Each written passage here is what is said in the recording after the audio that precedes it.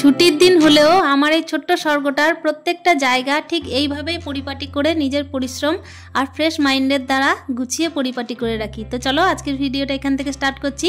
আশা করছি আজকের ভিডিওটাও তোমাদের প্রত্যেকের খুবই ভালো লাগবে। তো hello everyone, good morning, welcome back to my channel. আশা করছি সকলেই খুব ভালো আছো। আর ব্লগের শুরুতে বড়দের চরণে প্রণাম আর ছোটদেরকে আমার অনেক অনেক ভালোবাসা। এই যে দেখতে পেলে সকালবেলায় কিন্তু আজকে বিছানাটা একেবারে পরিপাটি করে প্রথম থেকেই যে পরিষ্কার পরিচ্ছন্নভাবে গুছিয়ে নিলাম তা কিন্তু না, আসলে আজকে বিছানাটা এক সাইডে গুটিয়ে রেখে দিলাম। কেন জানো তো, আজকে হচ্ছে রবিবার, আর রবিবার যেহেতু ছেলের স্কুলের তাড়া নেই, ওই জন্য কিন্তু ভাবলাম এই যে হাতের মধ্যে ঝাঁটা আর তার সঙ্গে কিন্তু ঝুল ঝাড়াটা ধরে ফেলি। তা নাহলে কিন্তু ঘরের মধ্যে এত পরিমাণে ঝুল হয়েছে যেগুলো নিজের চোখে দেখে কিন্তু আমি আর সহ্য করতে পারছিলাম না। ওই জন্য কিন্তু সকাল থেকে একবারে কোমর বেঁধে লেগে পড়লাম। আর এই যে দেখো, বছরের পর বছর কিন্তু আমাদের কাজের কিন্তু অন্ত নেই, কিন্তু এই যে মাকড়সার ঝুলগুলো আমাদের কাজটা আরও কিন্তু বাড়িয়ে দিচ্ছে। আর এগুলোকে তো আমাদের ফেলে রাখলে চলবে না। আর যারা একা ঘরে কাজ করে আর নিজের পরিশ্রম আর বুদ্ধি দিয়ে সংসারটাকে এইভাবে সামলে রেখেছে, তাদের ক্ষেত্রে তো এইসব চোখে দেখে থাকাটাও একবারে কষ্টকর। একদিকে ছোট দিনের বেলা, তারপর হচ্ছে ছেলেকে এখনো পর্যন্ত কিন্তু আমি খেতে দিতে পারিনি। ওই যে ছুটির দিন, ওই জন্য কিন্তু কাজের শেষ নেই। আর ছুটির দিন হলেই যেন মনে হয় আরও যদি বাড়তি কিছু করা যেত তাহলে যেন ভালোই হতো।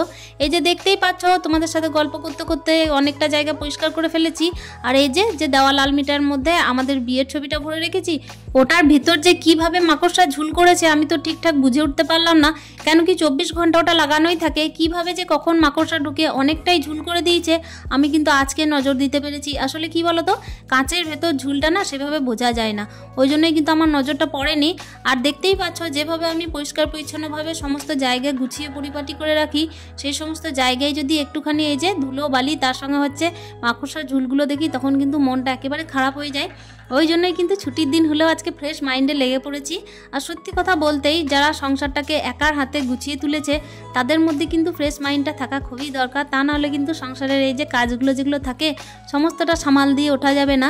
কেন কি খাওয়া দাওয়া আর ঘুম, তার সঙ্গে হচ্ছে ছেলে মানুষ করাটাই তো সংসারের মধ্যে পড়ে না, সমস্ত দিকই কিন্তু মেনটেন করতে হয় আমাকে। ওই জন্যই দেখতেই পাচ্ছ সকাল থেকে কিন্তু আজকে লেগে পড়লাম। তাতে কিন্তু নিজের খাওয়ার দেরি হতেই পারে, কিন্তু কি বলতো, এই যে চোখে যে জিনিসগুলো দেখবো একটুখানি টিপটপ লাগবে, সেটা দেখে কিন্তু অনেকটাই চোখ সন্তুষ্টি। তো চলো, তার সঙ্গে কিন্তু মনেরও সন্তুষ্টি। এদিকে কিন্তু আমি ডাইনিংয়ে চলে এসেছি। ডাইনিংয়েও কিন্তু ঝুল হয়েছিল, জানো তো, দুর্গাপুজোর পর কিন্তু 2 বার ঝাড়া হয়েছে, তবুও যে ঘরের মধ্যে এতটা ঝুল আর ধুলো কোথা থেকে যে আসে সেটা কিন্তু আমার বোঝার বাইরে। আসলে কি বলতো, আমাদের তো বাড়িতে এখনো পর্যন্ত রংটা হয়ে ওঠেনি, সেজন্য হতেই পারে যে ঝুলটা একটু বেশি বোঝা যায়। আর সত্যি কথা বলতে, এই যে ঝুলটা বোঝা যায় বলেই কিন্তু পরিষ্কারও করা যায়।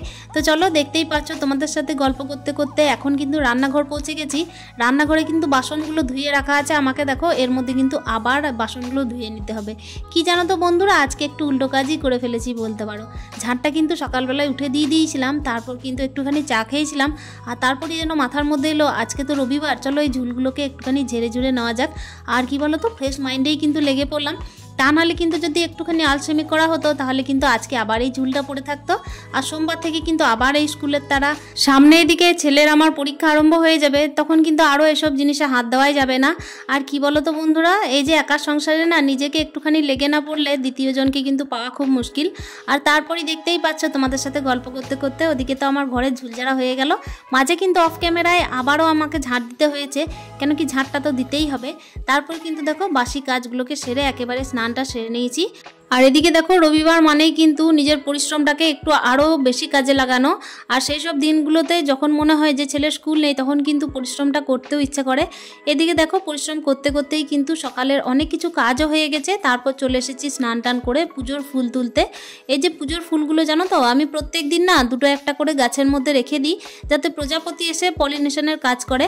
তবে ইদানিং কি হচ্ছে বলো তো বন্ধুরা, গাছের মধ্যে কোনো রকমের সার না দেওয়ার কারণে কিন্তু ফুলের সংখ্যাটাও কমে গেছে। তবে যতটুকু আছে ততটুকু কিন্তু আমার নিজস্ব বাড়ির ঠাকুরদের জন্য পর্যাপ্ত।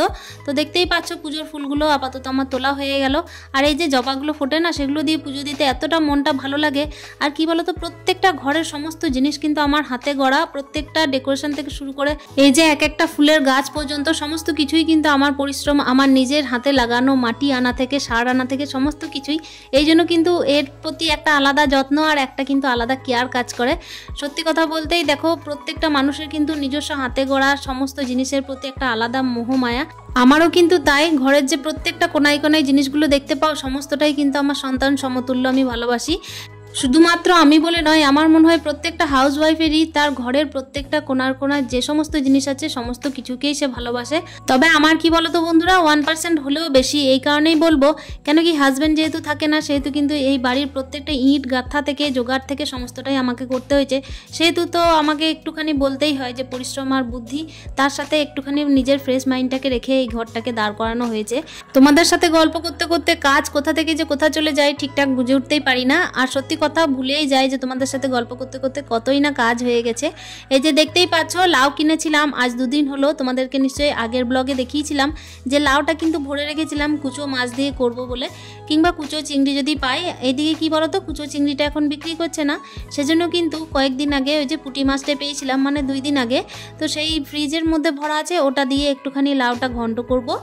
তারপর কাতলা মাছও ভরা আছে, ওটাও রান্না করব। আর দেখতেই পাচ্ছ লাউটা কিন্তু একেবারে কচি, খুবই ভালো লাগছিল।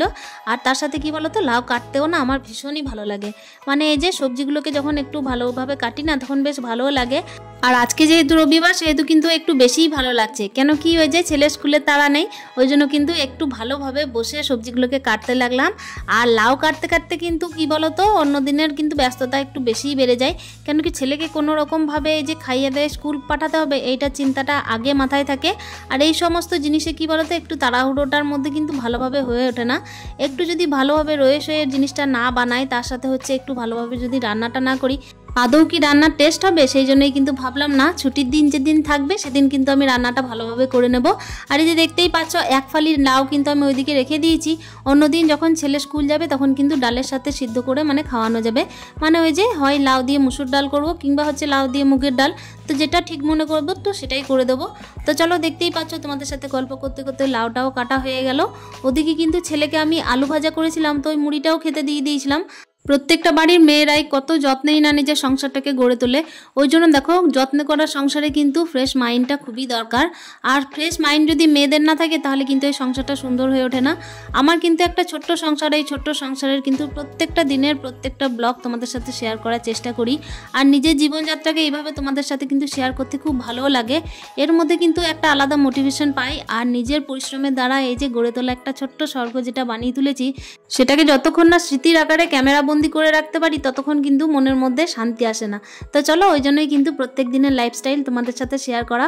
আশা করছি প্রত্যেক দিনের এই সমস্ত লাইফস্টাইল তোমাদের অতি অবশ্যই ভালো লাগবে। সেই জন্যই কিন্তু তোমাদের কাছে বারবার ফিরে আসা। এই যে দেখতেই পাচ্ছ, আমার কিন্তু তোমাদের সাথে গল্প করতে করতে অনেক কিছুই রান্না এগিয়ে নেওয়া হচ্ছে। ওদিকে কিন্তু আমি মূলো শাক আর মূলো একসাথে কিন্তু মিশিয়ে ভাজছি। আর তোমরাও কিন্তু দেখবে বন্ধুরা, মূলো শাক আর মূলো যদি একসাথে মিশিয়ে ভাজা হয় না, তাহলে বেশ খেতে টেস্ট হয়। আর সত্যি করে যে টাইমে আমি ভয়েস দিচ্ছি, শাকটা কিন্তু খুবই টেস্টি হয়েছিল। আর একটুখানি মিষ্টি মিষ্টি মূলোর শাক কিন্তু খেতে কার না ভালো লাগে। তো চলো, এরপর কিন্তু আমি কাতলা মাছের ঝোলটা করে নেব। এই যে কাতলা মাছের ঝোলটা করছি, দেখতেই পাচ্ছ মাছ যেহেতু কম ছিল, সেই জন্য কিন্তু আমি এই যে কয়েক সংখ্যায় কিন্তু মাছ ভেজে নিচ্ছি। আর প্রত্যেক দিন কি বলো তো বন্ধুরা, মাছটা খুব বেশি লাগেও না, যেহেতু আমার ছেলে খায় না, সেহেতু কিন্তু কিছুটা মাছ রেখে রেখে রান্না করলেও কোনো অসুবিধা হয় না। সত্যি কথা বলতে কি বলো তো বন্ধুরা, একা সংসারের না যত কমই রান্না হোক, সেটা কিন্তু বেশিই হয়ে যায়। আর যেহেতু এই যে দেখতেই পাচ্ছ 4টে পিস আছে, তার সঙ্গে এই যে মাথাটা আছে, তো সেটা কিন্তু আমার আর বাবার জন্যই হচ্ছে। আর এইটুকু মাছ কিন্তু আমাদের দুজনের জন্য যথেষ্ট। এরপর যে কুচো মাছগুলো ছিল, সেগুলো কিন্তু লাউ দিয়ে ঘন্ট করব, আগেই বলেছি। একদিকে কিন্তু আমার মাছ ভাজা হচ্ছে, আর একদিকে কিন্তু আমি মশলাটা রেডি করে নিচ্ছি। এই যে এক হাতের কাজ কিন্তু ফেলে রেখে আমি অন্য কাজ করি না। আসলে কি বলো তো, কাজটা করতে করতেই কাজ করে নেওয়া হয়। আর সত্যি কথা বলতে, একটা কাজ হবে, তারপর কাজ করব, সেটা করতে করতে কিন্তু অনেকটাই লেট হয়ে যায়। এইভাবেই কিন্তু বুদ্ধি করে আর পরিশ্রমের দ্বারা নিজের ফ্রেশ মাইন্ডকে কাজে লাগিয়ে কিন্তু কাজগুলো করে নিতে হয় প্রত্যেক দিনের। তো চলো, এই যে দেখতেই পাচ্ছ টমেটো কুচো দেবো। কোনটার জন্য বলো তো? এই যে কাতলা মাছটার জন্য। আর ওই যে যে কুচো মাছটা আছে, ওটার জন্য যে লাউ তরকারিটা হবে, সেটার জন্য শুধুমাত্র আদা জিরে বাটা দিলেই যথেষ্ট। তো চলো, এই যে টুকটুক করে রান্নাও সারা হচ্ছে, তোমাদের সাথে গল্পও করা হচ্ছে।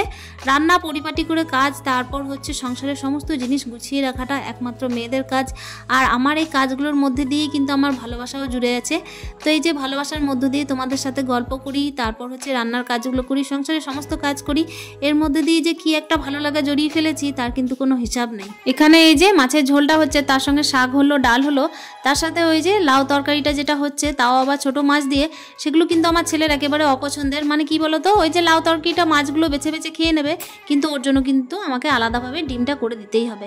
সংসারে প্রত্যেকের কিন্তু আলাদা আলাদা পছন্দ থাকলে আমাদেরকে কিন্তু সেই কাজগুলোকে করেও নিতে হয়। আসলে সবার পছন্দের খেয়াল রাখাটাও মেয়েদের একটা কাজ হয়ে গেছে। আর প্রত্যেক দিনের এই কাজগুলো তো করে নিতেই হবে। সংসারে কে কী পছন্দ করে না করে সেই সমস্ত দিকগুলো কিন্তু আমাদেরকেই দেখতে হয়।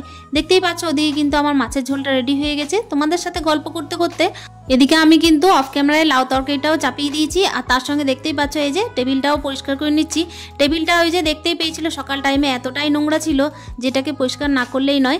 তো দেখো কি কি রান্না হয়েছে। এদিকে কিন্তু লাউ তরকারিটা হয়ে গেছে কুচো মাছ দিয়ে, এদিকে ডাল, শাক আর ওই যে মাছের ঝোল। তো তারপর কিন্তু আমার ছেলেকে একটা ডিমের অমলেটও করে দিতে হয়েছিল। সকালটা শুরু করেছি ফ্রেশ মাইন্ডে সংসারের কাজ দিয়েই, আর সংসারের কাজ দিয়েই কিন্তু আজকের ব্লগটা এখানেই শেষ করব। আশা করছি আজকের ব্লগটাও তোমাদের খুবই ভালো লেগেছে। দেখা হচ্ছে নেক্সট ব্লগে। ভালো লাগলে একটা লাইক কমেন্টের মাধ্যমে অতি অবশ্যই জানানোর চেষ্টা করো। তোমরা প্রত্যেকে ভালো থেকো, সুস্থ থেকো। আরও একটা দিনে দেখা হচ্ছে। Stay happy with happy happy মন। টাটা।